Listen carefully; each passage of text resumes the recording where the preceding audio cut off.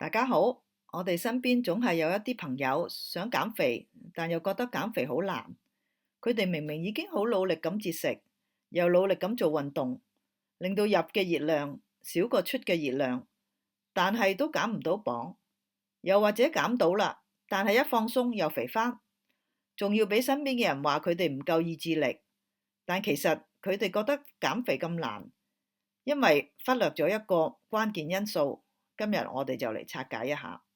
首先，我哋嚟了解下身體嘅三大能量來源，就係碳水化合物 （carbohydrates）、蛋白質 （protein） 同埋 fat 脂肪。碳水化合物同蛋白質每一個 gram 提供4個卡路里，而脂肪每一 gram 提供9個卡路里。咁樣聽落，脂肪嘅能量密度係最高嘅，咁我哋就覺得佢一定係令到我哋肥嘅原因啦。事實係咪咁樣呢？我哋睇落去，呢張圖顯示上面3種燃料點樣影響血糖上升嘅速度同埋幅度。當血糖上升，身體就會分泌胰島素 （insulin） 嚟降低血糖。打橫嘅係時間軸，打直嘅係血液入邊嘅胰島素濃度。我哋睇到碳水化合物，即係黃色嘅部分，反應最快最猛，大概30到60分鐘就會去到最高峰。橙色嘅蛋白質反應比較溫和，通常要1至2個小時先至會去到頂點。藍色嘅脂肪幾乎係一條直線，對胰島素反應極之輕微，亦都係最穩定嘅能量來源。胰島素係向細胞發出儲存信號嘅荷爾蒙，當佢水平上升嘅時候，就好似一把鎖匙咁，一方面叫身體儲存脂肪，另一方面會鎖死身體燃燒脂肪嘅功能。喺人類幾百萬年嘅生存歷史中，飢餓係生存嘅一大威脅。胰島素絕對係人類能夠生存落嚟嘅原因之一，因為佢會發出信號，指示身體喺食物充足嘅時候，將吸收嘅能量轉化成脂肪儲存起嚟。等食物短缺嘅日子，例如寒冷嘅冬天或者打唔到獵嘅時候，可以攞出嚟當燃料咁燒，幫我哋捱過冇嘢食嘅日子。但係喺過去呢幾十年，科技令到食物變得極之豐富，寒冬根本唔會再出現。可惜我哋嘅身體嘅信號機制仲係停喺幾百萬年嚟進化嘅模式，從來都冇改變到。今日多數人嘅飲食習慣都係以碳水化合物為獲取能量嘅主要部分。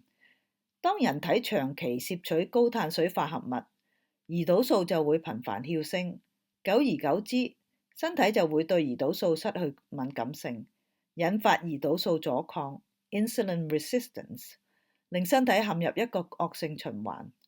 就好似呢張圖咁樣，當你食咗高糖、高碳水嘅時候，血糖會上升，身體會分泌胰島素去降低血糖，但因為胰島素阻抗，血糖對胰島素反應遲鈍，身體要分泌更多胰島素，結果又令血糖降得太低，血糖就會好似過山車咁樣，一陣間就飆升，一陣間又快速崩潰，令你覺得好攰，出現腦霧，而且好快又覺得餓。大家仍然記得胰島素係一個儲存嘅signal，所以喺呢種波動之下，你嘅身體收到嘅指令係繼續儲存脂肪，而且拒絕燒脂。呢一個亦都係令到你純粹以計卡路里嚟減肥嘅方法得唔到理想嘅結果嘅原因。另一方面，由於碳水化合物冇蛋白質同脂肪咁容易刺激飽足感荷爾蒙，令大腦收唔到飽嘅指令，結果就好容易令你越食越多，不知不覺就食過咗量。胰島素嘅阻抗係糖尿病嘅前奏。糖尿病唔係一朝一夕發生嘅，而係喺身體裏面經過10年以上嘅醖釀。為咗壓低血糖，你嘅胰臟會搏命咁加產胰島素，令到你嘅空腹血糖喺好多年內都維持喺正常水平。呢種表象蒙蔽咗好多人，因為體檢一般只會驗血糖，唔會驗胰島素，所以好多人唔知道自己有胰島素阻抗，甚至乎係已經有糖尿病前期。其實我哋注意下自己有冇挺住個大肚腩，會唔會好容易肚餓？肚餓起上嚟會唔會脾氣好差？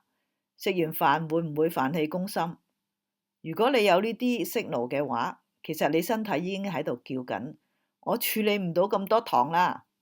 呢個信號分分鐘早過你將血糖報告10年出現。頭先講過，胰島素阻抗令身體長期收到儲存脂肪嘅信號，所以要達到可持續嘅減肥效果，我哋首先要處理胰島素阻抗。當你透過飲食令身體適應返燃燒脂肪 （fat adapted），你嘅胰島素敏感度就會回升。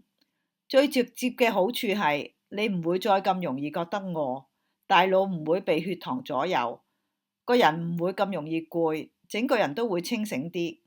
呢個時候，你用卡路里出入計算嚟減肥就可以達到效果，因為當你嘅入嘅能量少過出嘅，又冇胰島素喺度鎖住身體嘅脂肪倉庫唔俾你燃燒，你就可以輕鬆燃燒儲存嘅肥膏，既可以減磅，而身體亦都唔會咁容易肚餓同埋疲倦。我哋而家就嚟講下幾個令身體重新適應燒脂嘅策略。第一，轉型低碳高脂 （low carb high fat） 飲食。大家一定要記住，健康嘅脂肪絕對唔係敵人。真正要驚嘅係碳水化合物，尤其係嗰啲裸碳同埋啲超加工食品，佢哋冇營養之餘，仲會令你瘋狂儲肥。如果你因為減碳水而覺得食唔飽，千祈唔好死撐。請你喺飲食入面加多啲優質油脂。我哋強調低碳高脂，係因為油脂唔會令你嘅胰島素坐過山車，反而會帶嚟持久嘅飽足感。雖然油都有熱量，但係荷爾蒙嘅角度嚟睇，油令你變肥嘅能力遠遠低過碳水化合物。第二，減少進食次數。當你嘅胰島素開始穩定，你會發現自己冇咁容易肚餓。呢個時候，你唔好再少食多餐，改為每日食2餐，甚至1餐。當肚餓變得可以忍受嘅時候，就係你身體開始燒緊內部脂肪嘅信號。第三，間歇性斷食。定期斷食係俾胰臟休息嘅最好機會。斷食會逼身體清空剩餘嘅糖原，打開脂肪倉嘅大門，令你真正變成一個脂肪嘅燃燒器。雖然我哋呢集嘅主題係講點樣處理胰島素抗性嚟減肥，但係重獲胰島素敏感性嘅好處絕對唔止係減肥，仲係可以提升整體嘅生活質量，改善身體長期慢性發炎嘅狀態，預防記憶力衰退同埋失智症，預防糖尿病，同埋降低癌症風險。最後有幾點嘅重要提醒，請大家一定要注意。如果你係第1型糖尿病患者，你轉型時會有更加多需要注意嘅地方，建議你要諮詢專業人士。如果你正係服用緊降血糖藥物嘅話，會因為食少咗碳水化合物，你一向食開嘅藥量可能需要調整，建議你必須經常咁測住個狀況，避免血糖過低出現危險。轉型 low carb high fat 飲食要循序漸進，初期你可能會覺得有啲唔舒服，因為當胰島素水平下降嘅時候，腎臟會排出大量嘅鈉同埋水。呢個就係點解好多人會初期會覺得頭痛或者係抽筋。呢個時候你要記得補充足夠嘅電解質，或者飲啲淡嘅鹽水，就會幫到你好多。轉型 low carb high fat 之後，你嘅驗血報告都會有變化，你嘅 LDL 可能會上升，但唔好驚住，因為更重要嘅 HDL 亦都會上升，同埋你嘅三酸甘油脂會下降。而三酸甘油脂對 HDL 嘅比例先至係衡量心血管健康更加準確嘅指標。最後你會發現其他嘅健康指標，例如你嘅發炎指數，都可能會得到明顯嘅改善。守護健康係一場馬拉松，希望大家俾啲時間身體去修復。如果你覺得呢一集嘅資訊幫到你，記得分享俾身邊嘅朋友。下次見。